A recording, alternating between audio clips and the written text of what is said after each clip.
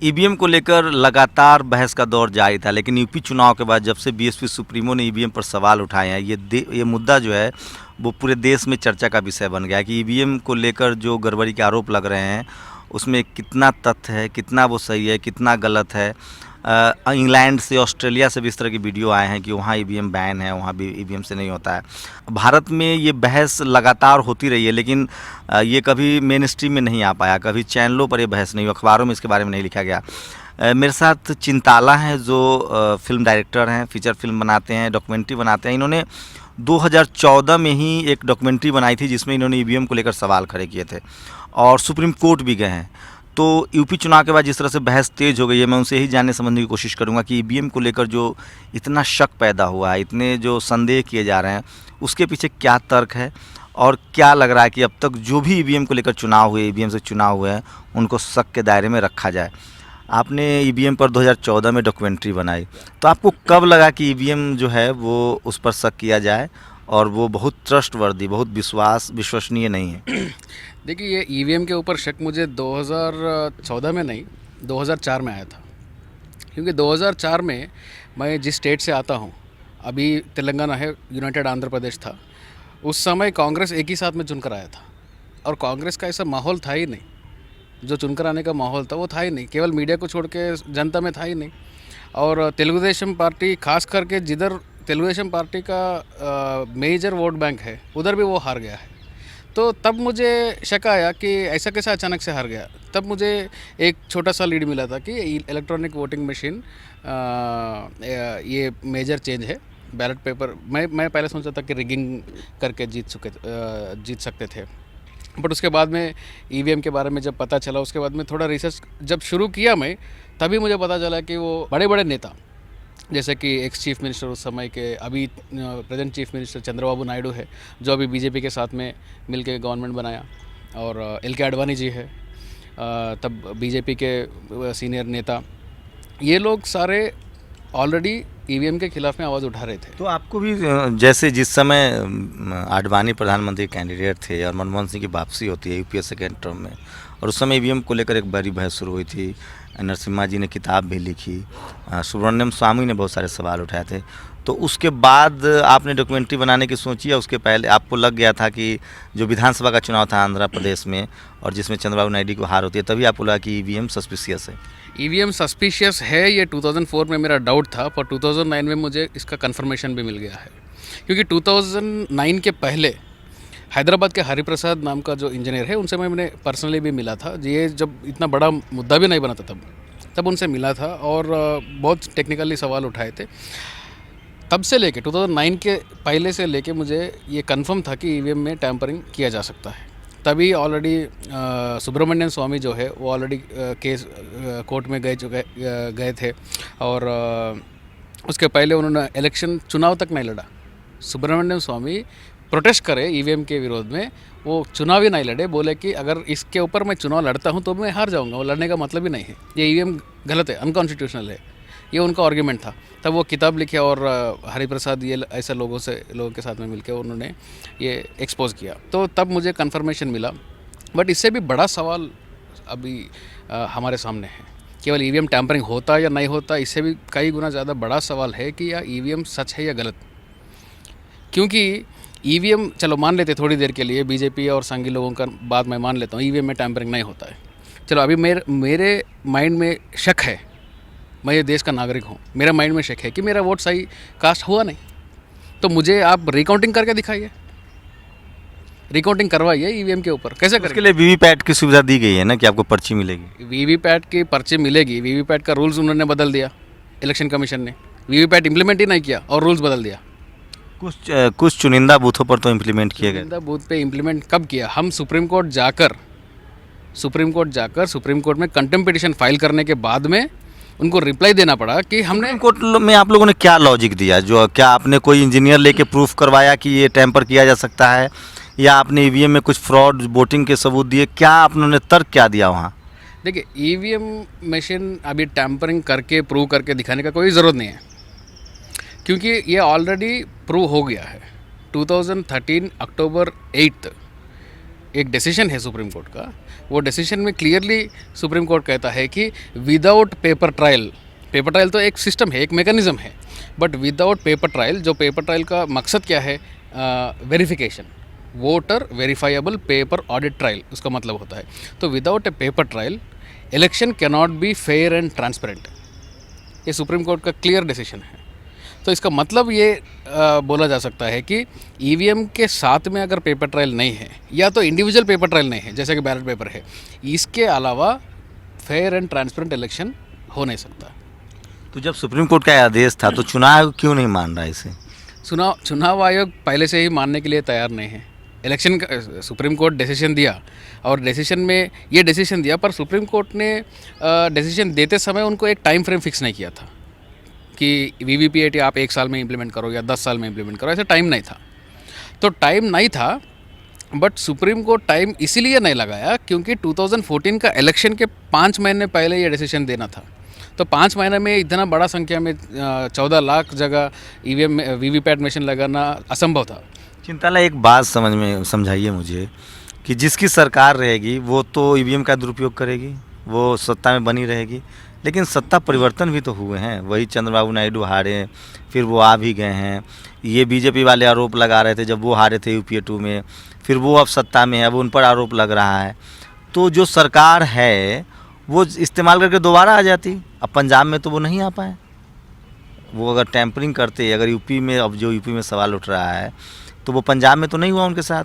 Marginal error से वो मणिपुर और गोवा में पीछे रह रहे हैं, तो वो वहाँ भी तो कर सकते थे। आपको कहीं लगता है कि बीजेपी इतना बेवकूफ़ है? मुझे तो नहीं लगता, क्योंकि अगर हर जगह वो जीत कर आ रहे हैं, बांग्लादेश में 97-98% से एक ही आदमी जीत कर आता है, हाँ, तब इसके ऊपर इतना बड़ा डिस्ट्रेस पैदा होता है पूरा कंट्री में। अगर बीजेपी अगर ऐसा चुन के आता है, हर जगह चुन कर आता है, तो लोग क्या खामोश बैठेंगे? अपोजिशन खामोश बैठेगा? एक इलेक्शन में बहुत जो क्लियर था, बहन जी मायावती आके क्लियरली एक्सपोज करे उनको। तो आपको लगता है कि यूपी चूंकि बीजेपी के लिए प्रतिष्ठा का सवाल था, राज्यसभा में बहुमत होना था, प्रधानमंत्री का अपना करियर दांव पर लगा होता है, इसलिए यूपी में की गई गड़बड़ियाँ और बाकी जगह नहीं की गई? यूपी अगर हार जाते तो मान लो कि 2019 भी हार गए। ये लाइफ एंड डेथ का क्वेश्चन था बीजेपी के लिए, फर्स्ट टर्म से सेकंड टर्म में जाने के लिए। यूपी उनके लिए एक प्रेस्टिजियस जगह है और यूपी एक रेवोल्यूशनरी जगह है जिधर बहुजन मूवमेंट बहुत ज़्यादा आया था।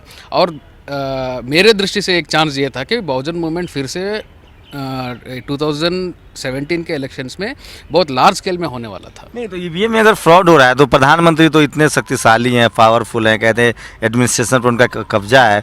2019 के लिए उनको क्यों चिंता करना चाहिए? अगर ईवीएम से चुनाव हो तो फिर आ जाएंगे। वो तो मीडिया में बोलने वाली बात है, मैं शक्तिशाली हूँ, मेरा क्या बोलते हैं वो वसुधैव का कुटुंब है, ये सारे मीडिया में बोलने वाले अच्छा लगने के लिए, टाइटल के लिए बोलने वाले बात है। असल वास्तव में ना उनके पास सत्ता है, ना उनके पास कुछ करने का अधिकार है। अधिकार तो नागपुर से चलता है और नागपुर वाले डिसाइड करते हैं कि वीवीपैट यूज़ करें या कौन सा यूज़ करें। ठीक, बताइए कि मनमोहन सिंह 2 टर्म प्रधानमंत्री होते हैं, कांग्रेस की सरकार थी, वो भी तो ईवीएम का जिस तरह उस पर आरोप भी लगा था, तो वो तीसरे बार भी आ सकते थे। बोलता हूँ मैं, उसी का क्लैरिफिकेशन देना चाहता हूँ। अभी आपको शायद पता होगा सुब्रमण्यम स्वामी जी वो किधर थे इसके पहले? अभी तो बीजेपी में है, अभी तो बीजेपी में जेड कैटेगरी सिक्योरिटी ले रहे हैं, पर उनके ऊपर एक पाबंदी था, आरएसएस का पाबंदी था, उनको बीजेपी में नहीं लेना चाहिए क्योंकि वो वाजपेयी जी के ऊपर वो सेक्सुअल हैरेसमेंट के और वो सेक्सिस्ट है, वुमेनाइजर है, ऐसा उन्होंने किताब लिखकर पब्लिश किया। तो इस वजह से उनके ऊपर पाबंदी था। अचानक ऐसा क्या चमत्कार हो गया, वो अचानक बीजेपी में चले गए और वो भी ठीक ईवीएम मशीन के जजमेंट आने के बाद में चले गए। और जो भी जजमेंट ईवीएम मशीन के जजमेंट देने में जो भी लोग हैं उनको अच्छा पद मिल गया।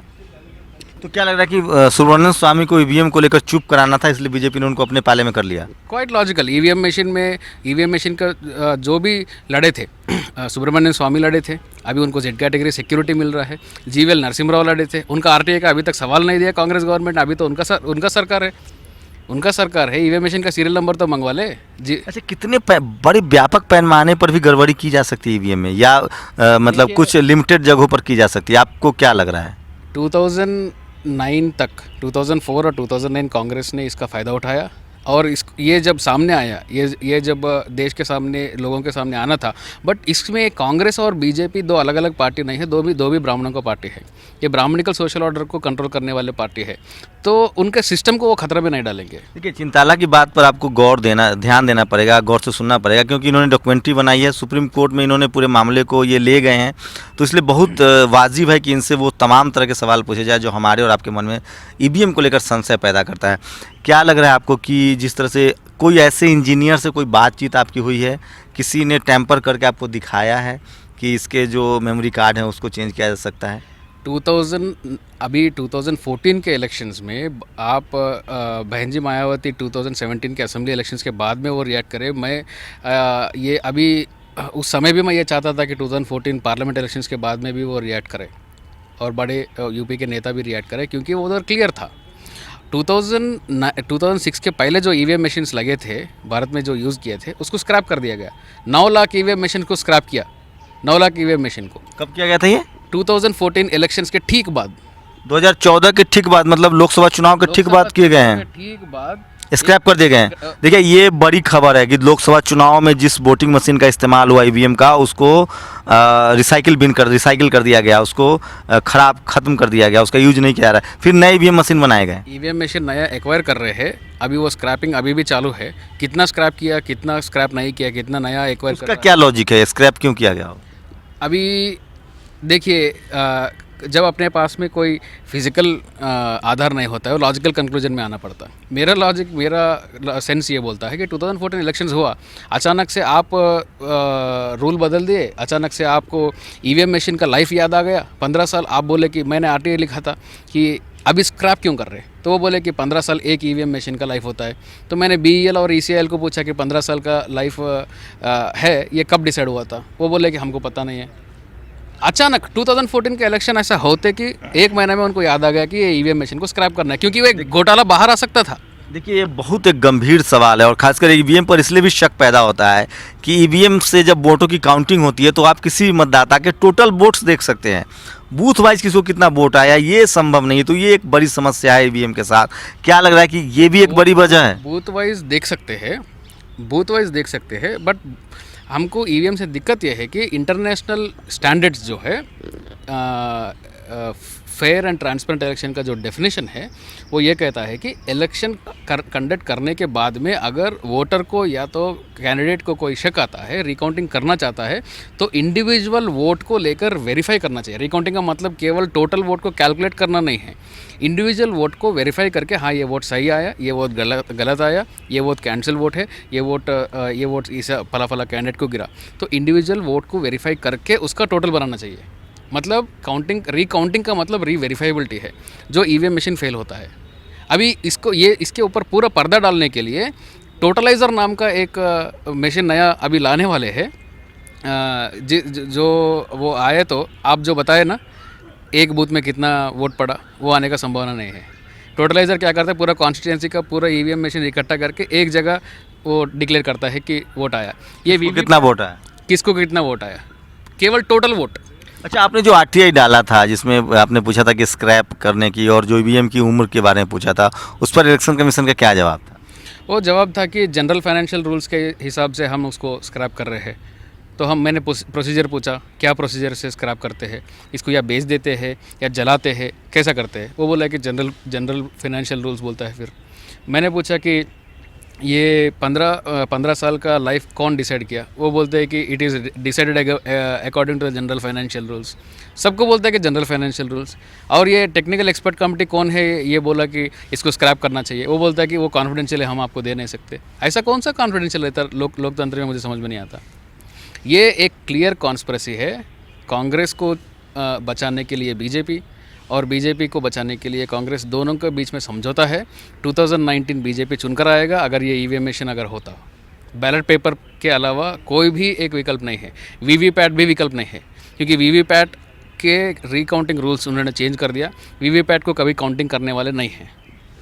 यूपी में अगर आपकी माने तो किस तरह की गड़बड़ी की आपको अंदेशा है, या आप किस तरह का शक जता रहे हैं?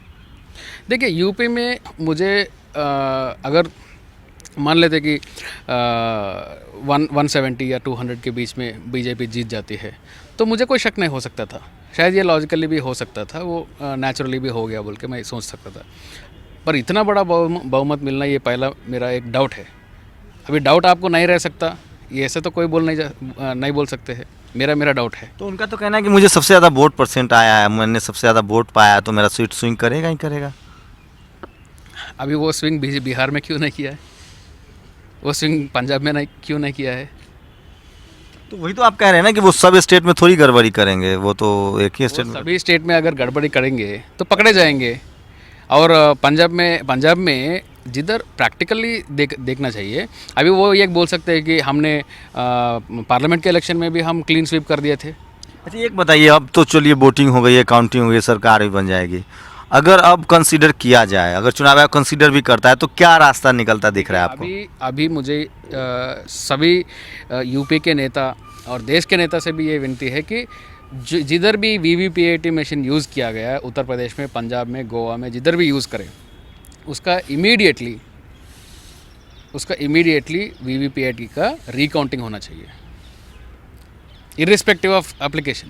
उसका रिकाउंटिंग होना चाहिए और ईवीएम मशीन से वीवीपीएटी का कंपैरिजन होना चाहिए। मैच कराया जाए, हर बूथ में मैच कराया जाए जिधर भी वीवीपैट लगा। यूपी इलेक्शन के चुनाव के बाद में, रिजल्ट आने के बाद में बहन जी मायावती ने सवाल उठाए ईवीएम के ऊपर, तो इसका जवाब कौन देना चाहिए? इसका जवाब क्या होना चाहिए? इलेक्शन कमीशन ये बोलना चाहिए कि हम इंक्वायरी करेंगे, या तो इलेक्शन कमीशन पॉलिटिकल जवाब देगा कि इसमें कुछ भी नहीं हुआ है। अभी आप इंक्वायरी करते नहीं और आप प्रूव करते नहीं कि ये इसमें गड़बड़ी कुछ भी नहीं है, और आप लोगों के ऊपर सवाल उठाते हैं कि आप प्रूव करो। हम कौन होते भाई प्रूव करने वाले? आपका काम है ये प्रूव करना, आपका काम है रिकाउंटिंग करना, आपका काम है इलेक्शन को फ्री, फेयर एंड ट्रांसपेरेंट वे में करवाना। आप ये काम करिए। बाकी का पॉलिटिकल इश्यूज़ में आपका पूरा स्टेटमेंट्स, मुझे लगता है कि पॉलिटिकल स्टेटमेंट्स है। अभी फॉर्मर इलेक्शन कमिश्नर है कुरैशी जी आते हैं अचानक, मीडिया में आ जाते हैं, बोलते हैं कि ये सारा ईवीएम सिस्टम एक अनटैम्परेबल है। अभी ये जैसा है कि अभी एक डॉक्टर है, वो डॉक्टर के पास पेशेंट जाता है, कैंसर होता है उसको, और डॉक्टर बोलता है कि नहीं तेरे पास कैंसर नहीं है, और वो सर्टिफिकेट लिख देगा उसको कैंसर नहीं है, तो उसका कैंसर चले जाता। उसके पास सर्टिफिकेट तो होता, उसके पास कैंसर नहीं है, वो डॉक्टर सर्टिफाई कर रहा है, पर उसके बॉडी में तो कैंसर है ना। तो आप इसमें कुरैशी जी जैसे लोगों के ऊपर जनता को यकीन नहीं करना चाहिए, क्योंकि ये ना टेक्निकली एक्सपर्ट है, ना ये कभी जनता के फेवर में कुछ काम करे, ऐसा कोई एविडेंस भी नहीं है। केवल आपके बातों पे, आपके स्टेटमेंट्स के ऊपर यकीन करना, ये हम इससे दूर रहना चाहते हैं। बस आप इलेक्शन कमीशन पॉलिटिकल काम कम करिए और कॉन्स्टिट्यूशनल काम करिए। आप कॉन्स्टिट्यूशनल बॉडी है। अभी भी देश के जनता को जुडिशल सिस्टम के ऊपर, इलेक्शन कमीशन के ऊपर थोड़ा बहुत तो कॉन्फिडेंस बचा है। इसको बचा के रखने का, इसको और कॉन्फिडेंस पैदा करने का आपका काम है। कॉन्फिडेंस से जनता को मत हटाइए, बस इतना मैं ये कहना चाहता हूँ। और देश के हर पॉलिटिकल पार्टी को, हर नेता को, जो चुनाव हारे या जीते, उनसे मैं ये अनुरोध करता हूँ कि इमीडिएटली जिधर भी वीवीपैट लगा उधर रिकाउंटिंग करवाइए। रिकाउंटिंग करवा के उसका टैली करवाइए। देश के अभी उसमें घोटाला बाहर आता या नहीं आता, इससे भी बड़ा मुद्दा है कि लोगों का कॉन्फिडेंस तो निकल गया, उसको कॉन्फिडेंस तो रिस्टोर करो। हो सकता है कि वीवीपीटी जहाँ लगा हो वहाँ टैंपर नहीं किया गया हो, तो वो तो टैंपर नहीं किया। वीवीपीटी जिधर लगाया उधर टैंपर नहीं हुआ, तो हमारा तो शक है ना। तो उसको तो कम से कम आप कॉन्फिडेंस फिर रीगेन करो, जनता का कॉन्फिडेंस रीगेन करो, रिकाउंटिंग करो और कॉन्फिडेंस रीगेन। आधार माना जा सकता है बीपीटी का, जो रुझान हो, जिन सीटों पर बीपीटी से चुनाव हुआ हो, वहाँ जिस तरह के नतीजे आए, उसको एक ट्रेंड माना जा सकता है पूरे प्रदेश के लिए। या ट्रेंड माना जा सकता है, बट मेरे कहने का मतलब ये था कि अभी पब्लिक के कॉन्फिडेंस निकल गया है ईवीएम के ऊपर। आपके पास एक सुविधा थी वीवीपीएटी का, निकाल के काउंटिंग करवाइए। ईवीएम का भी आप इंडिविजुअल वोटिंग काउंटिंग करवा सकते हैं, शायद ये बहुत लोगों को पता नहीं है। ईवीएम केरल के हाई कोर्ट के अंदर इलेक्शन कमीशन ने अप्रूव किया था, हर एक इंडिविजुअल वोट को निकाल के काउंटिंग करे थे। कम से कम ये तो करके दिखाइए हमको, तब तो बात सामने आएगा, हमारा कॉन्फिडेंस बढ़ेगा इलेक्शन कमीशन के ऊपर। तब हम सोचेंगे कि नहीं, हमारा देश का इलेक्शन कमीशन बहुत सेक्रेड है, और हम इलेक्शन कमीशन के ऊपर सवाल उठाना बंद कर देंगे। आगे क्या रणनीति होगी आप लोग की, अगर ये चुनाव आयोग कोई फैसला नहीं करता है, सुप्रीम कोर्ट से कोई फैसला नहीं आता है, मतलब चुनाव आयोग नहीं फैसला करता है, तो कोर्ट में जो मामला है उस पर क्या? चुनाव आयोग के ऊपर मुझे कोई यकीन नहीं है, क्योंकि मैं हज़ारों लेटर लिख चुका हूँ, हज़ारों आरटीआई डाल चुका हूँ। उनका जो रिएक्शंस आते हैं, इसके आधार पे मैं ये बोल सकता हूँ कि मुझे उनके ऊपर कोई विश्वास नहीं है। अभी कोर्ट के ऊपर अभी थोड़ा मुझे विश्वास है, इंडिया के जुडिशल सिस्टम के ऊपर मुझे विश्वास है। मैं अभी कंटेम्प्ट ऑफ कोर्ट चल रहा है, आशा रखता हूँ कि कंटेम्प्ट ऑफ कोर्ट में कुछ ना कुछ एक क्लियर डायरेक्शन निकलता है। बट ये जुडिशल फाइट एक अलग मुद्दा है। देश में हर एक नागरिक का कॉन्फिडेंस डेमोक्रेसी के ऊपर अगर नहीं है, तो वो डेमोक्रेसी को चलाने में कोई मतलब नहीं है, वो सिस्टम को चलाने में कोई मतलब नहीं है। अभी इतना बड़ा लेवल का political parties, registered national political parties, बहन जी मायावती जैसे एक नेशनल लीडर बोल रहे हैं, अरविंद केजरीवाल जैसे एक सिटिंग सीएम बोल रहे हैं, और अखिलेश जी जैसे एक एक्स सीएम बोल रहे हैं। इतना बड़ा संख्या में पब्लिक रिप्रेजेंटेटिव्स अगर बोल रहे हैं कि ये सिस्टम, लालू यादव और हरीश रावत भी बोले, लालू यादव जी बोले हैं, हरीश रावत जी बोले हैं, शरद यादव जी बोले हैं। शरद यादव जो सरकार पक्ष है उसका कहना है कि विपक्षों का काम होता है वो आलोचना करते हैं। देखिए, जब वो विपक्ष में रहते हैं ना, जब उनको यही बोलना चाहिए क्या, तब वो विपक्ष में आ जाते हैं, तो हम यही बोले ये विपक्ष का काम है। देखिए, जो चिंताला ने कहा उसको आप गौर से सुनिए और समझिए। ये लगातार 2014 से ईवीएम को लेकर सवाल उठा रहे हैं। कोई यूपी चुनाव के बाद इन्होंने सवाल उठाना नहीं शुरू किया, इसलिए आपको इनकी बातों पर भरोसा करना चाहिए। बात तेलुगु देशम पार्टी के हारने से शुरू होती है, टीडीपी के, और जो आंध्र प्रदेश में चुनाव हुआ था, तो 5 साल से लगातार ईवीएम के खिलाफ लड़ाई लड़ रहे हैं। ये मामला पूरा कोर्ट में भी ये ले गए हैं, इन्होंने डॉक्यूमेंट्री बनाई, इसलिए इन पर भरोसा करने का मन करता है और आपको करना भी चाहिए, क्योंकि यूपी चुनाव के बाद इन्होंने सवाल नहीं खड़ा किया। इसलिए इस इंटरव्यू को देखिए, और जिस तरह से कहा जा रहा है कि ईवीएम को लेकर तमाम लोगों ने, जो आज सत्ता पक्ष में उन्होंने भी सवाल उठाए हैं, जो विपक्ष में आज हैं वो भी, उनके खिलाफ भी सवाल उठ चुका है। तो ईवीएम को लेकर पार्टी वाइज जब बात करेंगे तो सारी पार्टियों ने सवाल उठाए हैं, वो जब विपक्ष में रहे हैं। तो इससे बेहतर हो कि ईवीएम मशीन कैसे काम करता है, उसमें क्या गुंजाइश है उससे फ्रॉड करने की, उसकी जांच होनी चाहिए। और जब अमेरिका, इंग्लैंड, लंदन जैसे देश, इसका अगर अमेरिका, इंग्लैंड और जापान, फ्रांस कोई ईवीएम का इस्तेमाल नहीं कर रहा है, और भारत में इतनी डाइवर्सिटी है, क्या लग रहा है इंटरनेशनल लेवल पर भी एक बात हो रही है कि ईवीएम ट्रस्टवर्दी नहीं है, उस पर भरोसा नहीं है? जितने भी टेक्नोलॉजिकली एडवांस्ड कंट्रीज़ है, जर्मनी इसको अनकॉन्स्टिट्यूशनल घोषित कर दिया, जर्मन के सुप्रीम कोर्ट ने, नीदरलैंड्स, वेल्स, अमेरिका, हर जगह जिधर भी कोर्ट ने आदेश देके इन सबको हटवाया है। कोर्ट ने 36 मिलियन खर्च करने के बावजूद भी उन्होंने हटा दिया, क्योंकि उसके ऊपर लोगों का कॉन्फिडेंस नहीं है। तो देखिए, ये भी एक बड़ी बात निकल के आ रही है कि ईवीएम जिस देश से भी हटा है, वहाँ कोर्ट ने इंटरप्ट किया है, कोर्ट ने आदेश दिया है। जो पॉलिटिकल पार्टीज़ है वो ईवीएम के पक्ष में होते हैं, क्योंकि जो सत्ता पक्ष में होते हैं, हो सकता है कि उनको फ़ायदा मिलने की गुंजाइश हो, कहीं ना कहीं फ़ायदा हो, तो वो उसको बनाए रखने के पक्ष में होते हैं। लेकिन सुप्रीम कोर्ट, हर देश के कोर्ट ने आदेश दिया है कि ईवीएम को हटाया जाए, और तब जाकर वहाँ से ईवीएम हटा है। भारत में भी ये चिंताला जो है वो पूरा मामला सुप्रीम कोर्ट में ले गए हैं। हो सकता है कि कोर्ट का कोई आदेश आए, लेकिन जिस तरह से ईवीएम को लेकर आरोप लग रहे हैं, कहीं ना कहीं एक शक पैदा होता है। और अगर शक पैदा होता है तो ये चुनाव आयोग की जिम्मेवारी है कि वो डेमोक्रेसी की मजबूती के लिए जो ईवीएम पर शक किया जा रहा है, जो सवाल उठाए जा रहे हैं, उसका वो निदान करे और लोगों को संतुष्ट करे कि ईवीएम से अगर वोटिंग होती है तो वो 100% सेफ़ है। और अगर उसमें 1% भी गुंजाइश है कि उससे टैंपर किया जा सकता है, गड़बड़ी हो सकती है, तो डेमोक्रेसी के फ़ायदे में, लोकतंत्र को बचाने के लिए शायद ही अब समय आ गया है कि ईवीएम के बारे में लोगों को विचार करना चाहिए, सरकार को विचार करना चाहिए, और ख़ासकर चुनाव आयोग को विचार करना चाहिए, क्योंकि लोगों का भरोसा लोकतंत्र पर बरकरार रहे, ये बहुत ज़रूरी है। कैमरा गौतम के साथ शंभू कुमार सिंह, नेशनल दस्तक, दिल्ली।